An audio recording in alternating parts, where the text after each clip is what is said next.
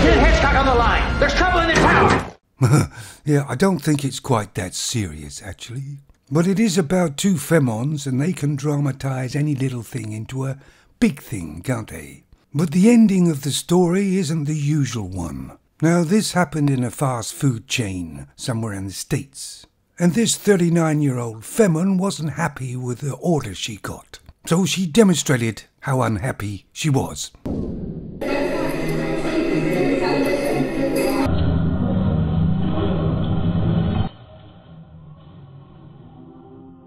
So she threw it at the store manager, 26-year-old femon.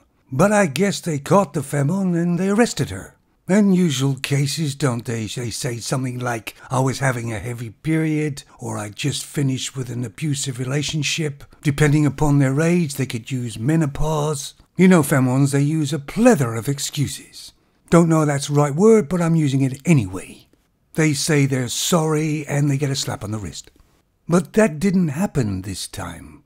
The other femon, who was a store manager at the time, had to quit her job at that place, and she was very traumatized. Well, I worked in the public sector for some time, and I had food and drink thrown at me. It's not nice, but it's hardly traumatizing. But femons like to dramatize everything, don't they? But for once, the sentence fit the crime, and that's because it was a logical male judge. But this judge gave her 180 days jail time.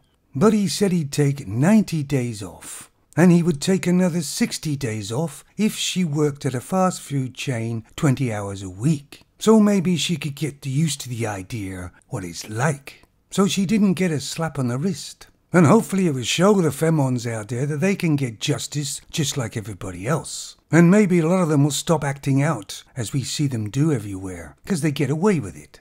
But this is unusual and probably just a one-off, and this judge will take some heat for doing it. And I knew as there happens to be something that's sensible, there has to be a male there. And there was. Ah, great. It's a great world we live in. See you later, guys.